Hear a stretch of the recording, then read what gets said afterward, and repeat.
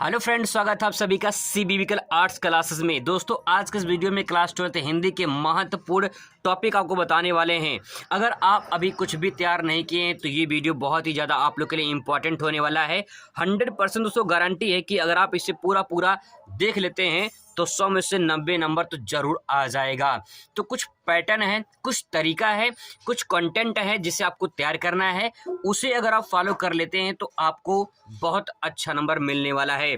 तो सबसे पहले शुरुआत करते हैं दोस्तों यहाँ पे कि अगर अब तक कुछ भी नहीं पढ़े हैं तो ये वीडियो आपको पास करा देगा। ये दोस्तों गारंटी है, 100% की गारंटी है कि अगर आप अभी तक कुछ भी नहीं पढ़े हैं तो आपको पास होना है। तो ये वीडियो पूरा वॉच कर लीजिए। 100% तो गारंटी कि आप पास हो जाएंगे। 100 में से 90 नंबर तो आपको मिल ही जाएगा। ऐसा कुछ टिप्स और ऐसे कुछ टॉपिक आपको बताने वाला हूं जिसके माध्यम से आप पास होने वाले हैं। सबसे पहला पॉइंट ये है कि अगर आप अभी तक कुछ भी नहीं पढ़े हैं तो ये वीडियो आपको दोस्तों पास करा देगा, ये गारंटी है। दूसरी बात ये है, हिंदी में पास होना है तो ये काम कर लेना। वो कौन कौन से काम करने हैं जिसे मैं आपको अभी आगे बताने वाला हूं। बस अगर आप ये काम कर लेते हैं तो आप दोस्तों अच्छे नंबर से पास हो जाएंगे। देखिए, नॉर्मल अगर बात करें तो 100 में से अगर 33 नंबर लेकर आप आते हैं तो पास हो जाएंगे, ठीक है। ये तो पास होने के लिए है, लेकिन अगर आपको 33 नंबर से ऊपर चाहिए तो आपको पूरा वीडियो वॉच करना होगा, क्योंकि तरीका आगे आपको मिलने वाला है। दोस्तों, आपको बता दें कि महत्वपूर्ण जो टिप्स है, ये टिप्स को अगर आप फॉलो करते हैं तो आपको 100 में से 90 नंबर मिलने वाले हैं। उससे पहले दोस्तों आपके अंदर छोटा सा एक एनर्जी भर दें। मत बनो आईना अगर टूट जाने का डर है। जी हाँ दोस्तों, मत बनो आईना अगर टूट जाने का डर है, बनो पत्थर कुछ तोड़ना अगर है। दोस्तों, अगर आपको आईना बनना है तो आईना मत बनिए, पत्थर बनो अगर कुछ तोड़ना है। तो ये आप लोग के लिए एनर्जी भरी एक मोटिवेशन थी। अब पैटर्न की बात करते हैं। दोस्तों, सबसे पहले बात करते हैं यहाँ पे पेपर पैटर्न की। तो पेपर पैटर्न में दे सकते हैं बहुविकल्पीय प्रश्न पूछे जाते हैं। अगर बात करें प्रश्न की तो यहाँ पे फर्स्ट और सेकंड, ठीक है, ये 2 प्रश्न टाइप से पूछे जाते हैं। का से अंगा तक यानी 5 प्रश्न होते हैं, इसके लिए 5 नंबर मिलता है। और यहाँ पे दूसरा नंबर भी, यहाँ पे 5 प्रश्न होते हैं, इसमें भी आपको 5 नंबर यहाँ से मिलता है, ठीक है। 2022 का पेपर यहाँ पे आप दे सकते हैं। इसमें जो है क्वेश्चन नंबर यहाँ से देख सकते हैं फर्स्ट, और ये बहुविकल्पीय प्रश्न पूछे जाते हैं यहाँ पे जो है अंगा तक, ठीक है। इसके बाद दूसरा प्रश्न यहाँ पे पूछे जाते हैं, यहाँ पे दे सकते हैं, और ये भी जो है अंगा तक यहाँ पे पूछा जाता है, ठीक है। तो यहाँ पे जो है यानी 10 क्वेश्चन जो है ये आपके बहुविकल्पीय पूछे जाते हैं। अब दोस्तों, इसके बाद जो बहुविकल्पीय प्रश्न है, यहाँ से आपको इसमें क्या क्या तैयार करना है, इस बात को पहले समझ ले क्या क्या तैयार करना है।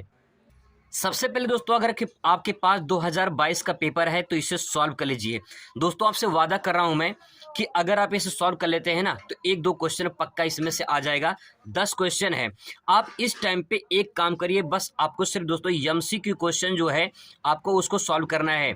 जितना हो सके आप पीवाई क्वेश्चन आप सॉल्व करिए। पीवाई क्वेश्चन मतलब प्रीवियस ईयर क्वेश्चन को जितना सॉल्व करेंगे, ये दोस्तों प्लस पॉइंट लिए आपको ले रहेगा अगर आप इसे सॉल्व कर लेते हैं। जितना एमसीक्यू सॉल्व करेंगे प्रीवियस क्वेश्चन का, उसको सॉल्व करेंगे, उतना आप अच्छे नंबर की तरफ जा सकते हैं।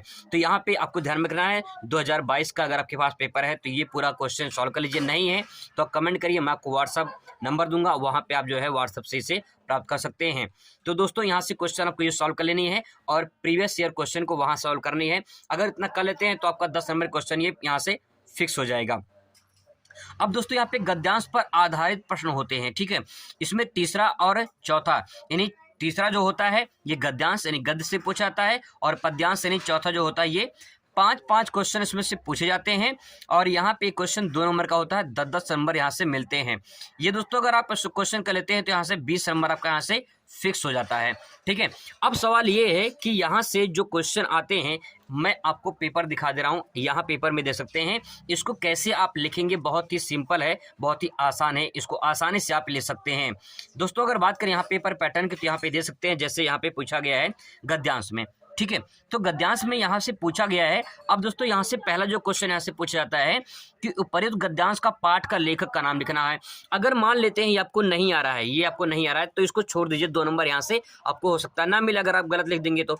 लेकिन अगर यहाँ पे देखिए राष्ट्र का तीसरा अंग लिखिए, तो यही क्वेश्चन जो यहाँ पे 4 क्वेश्चन ये होते हैं, इसी को यहीं पे देख के लिखना होता है। तो देखिए राष्ट्र का तीसरा अंग लिखिए, तो राष्ट्र का तीसरा अंग जन की जो है संस्कृति है, तो यहाँ से एक आंसर तो यहाँ से मिल जाएगा, 2 नंबर तो यहीं से मिल गया।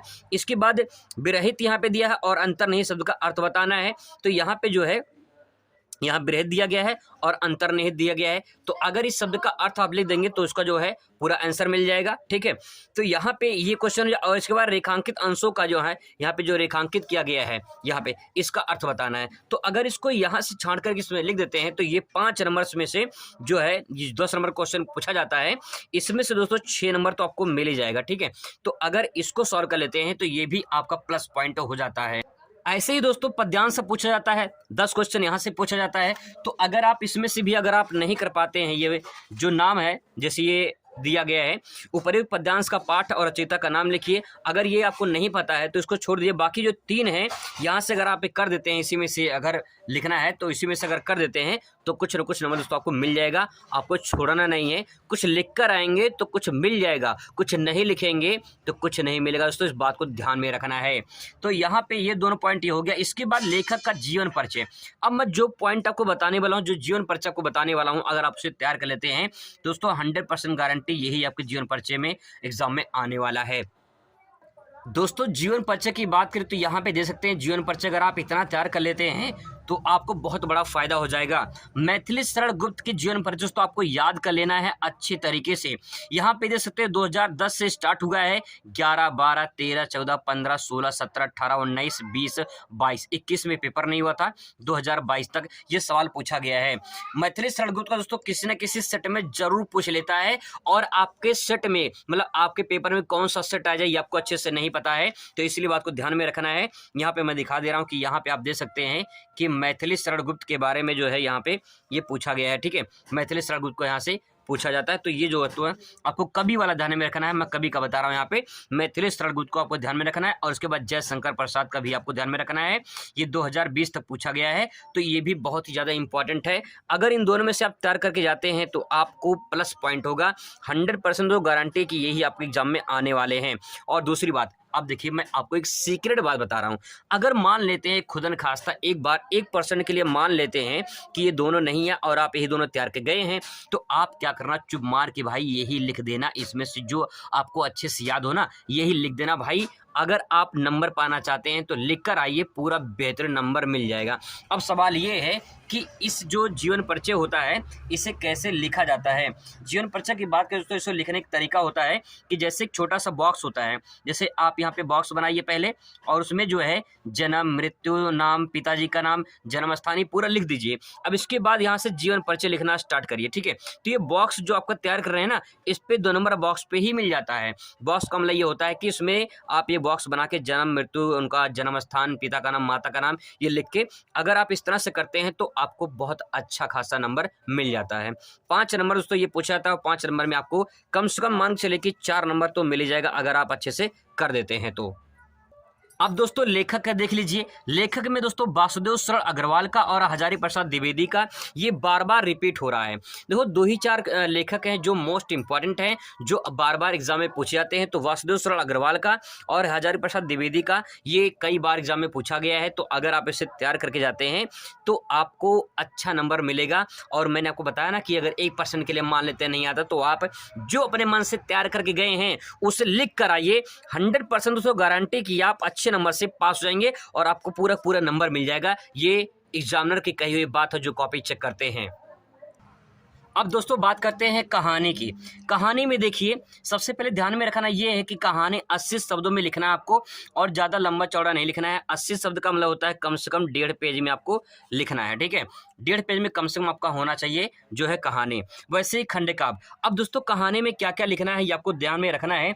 कहानी की बात करें तो दोस्तों यहाँ पे देखिए कहानी, ये कहानी जो है यहाँ पे पंचलाइट की कहानी और बहादुर या लौटी, इसमें से बहादुर लौटी इसको तो रट डालिए, क्योंकि ये दोस्तों मोस्ट इंपॉर्टेंट है और कई बार एग्जाम में पूछे गए हैं। ठीक है, कई बार एग्जाम में पूछे गए हैं, यही बार बार रिपीट होते हैं। तो बहादुर का या तो पंचलाइट आप कहानी तैयार करके जाइए, आप अच्छे नंबर से दोस्तों पास हो जाएंगे।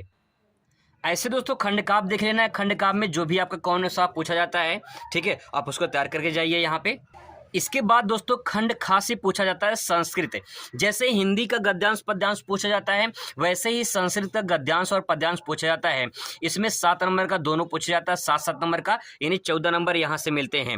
अब सवाल ये है कि इसमें थोड़ा सा समस्या होती है, तो अगर आप उस जितना मैंने हिंदी वाला बताया, जिससे ये हिंदी वाला बताया है, इसमें से इतना आप कवर कर लेते हैं तो आप अच्छे नंबर से पास हो जाएंगे। ठीक है, अगर आप पास होना चाहते हैं तो।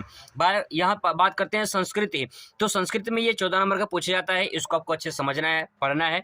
और यहाँ पे संस्कृत के 2 उत्तर पूछे जाते हैं, ये आपको ध्यान में रखना है। इसके बाद रस, अलंकार और चौपाई। रस की बात करें तो यहाँ पे देखिए कौन कौन से आपको रस तैयार करके जाना है, क्या क्या एग्जाम में पूछ सकते हैं। अगर बात करें रस की तो वीर रस है, शांत रस, करुण रस। ये बार बार दोस्तों रिपीट होते हैं, ये इंपॉर्टेंट है, यही बार बार इंपॉर्टेंट है, यही बार बार रिपीट होते हैं। तो वीर रस, शांत रस और करुण जो रस है, इसको आप तैयार करके जाइए, ध्यान में रखिएगा। और आगे देखिए, इसके बाद अलंकार और चौपाई छंद है। अलंकार की बात करें तो यमक अलंकार, उपेक्षा और उपमा अलंकार, ये बार बार रिपीट हुए हैं, इसको भी आप ध्यान में रखिए। अगर आप इतना तैयार करके जाते हैं, इसमें से कोई एक तैयार कर लीजिए तो आपको प्लस पॉइंट तो इसमें मिल जाएगा। ठीक है, आगे इसमें दोस्तों अगर बात करें चौपाई छंद की, और यहाँ पे देखिए निबंध। निबंध में कौन कौन से निबंध, वैसे तो 100% नहीं कर सकते हैं, लेकिन यहाँ पे निबंध जो रिपीट होते हैं वो जैसे जनसंख्या वृद्धि, कारण और समस्या के बारे में, पर्यावरण प्रदूषण के बारे में, भारतीय संस्कृति एवं कला के बारे में, कोई एक कवि से तुलसीदास के बारे में जो है, या कबीरदास, या फिर जो है किसी कवि के बारे में जो है यहाँ पे जो है निबंध पूछ लेता है। तो यहाँ पे ये दोनों जो है बहुत इंपॉर्टेंट है, बार बार रिपीट होते हैं, तो इसमें से आपको निबंध लिखने जाना है। दोस्तों आपको ध्यान में इतना रखना है कि जो आप पढ़कर गए हैं, मान लेते हैं कि परसेंट ना आए एग्जाम में, तो भाई वही लिख कर चले आना। ये सीक्रेट बात बता रहा हूँ, वही लिख कर चले आना।